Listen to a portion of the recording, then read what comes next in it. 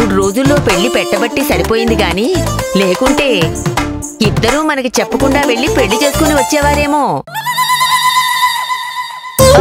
అలా ఎందుకు చేసుకుంటారు నాన్నమ్మ? అలా ఏం చేసుకోరు. నీకెందుకు పవి కోపం వస్తుంది? నాకేం కోపం సీతమ్మా, వాళ్ళు అలా చేయరని చెప్తున్నాను అంతే.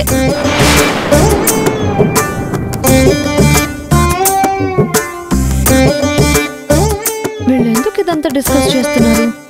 వీళ్ళు నా దగ్గర ఈ టాపిక్ అంతా మాట్లాడుకోవాలా? ఎంతైనా మనం మగపిల్లి వాళ్ళం పిన్ని. హ్యాపీగా కాలు మీద కాలు వేసుకుని అన్ని పనులు చేయించుకోవాలి. ఎలాగో మనకేం పని ఉండదు కాబట్టి ఆటలు పాటలు అన్ని ఎంజాయ్ చేయాలి.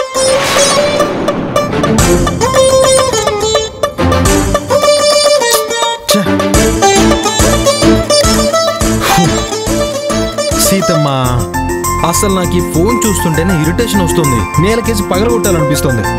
రే, ఎందుకురా అంత ఫ్రస్ట్రేట్ అవుతున్నావు? సంజనకి ఫోన్ కలవడం లేదేమో. కరెక్ట్ బామ్మ.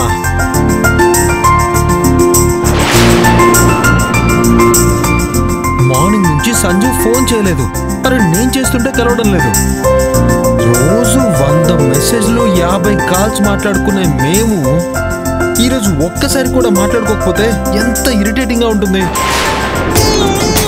పాపం తను కూడా నీతో మాట్లాడలేదని అంతే ఫీల్ అవుతుందేమోరా. డైరెక్ట్ గా వెళ్ళి కలవకూడదు? కలవడానికి వెళ్ళాలని ఇంత టిప్ టాప్ గా రెడీ అయ్యాను సీతమ్మా. ఎలా ఉంది డ్రెస్? నన్ను చూసి ఏమన్నా ఇంప్రెస్ అవుతుందంటావా? అద్దరిపోయిందిరా. హీరోలో ఉన్నవాది. నిన్ను చూడగానే సంజన అమాంతంగా వచ్చి హగ్ చేసుకుంటుంది. థ్యాంక్స్ బామ్మ, థ్యాంక్ యూ సో మచ్.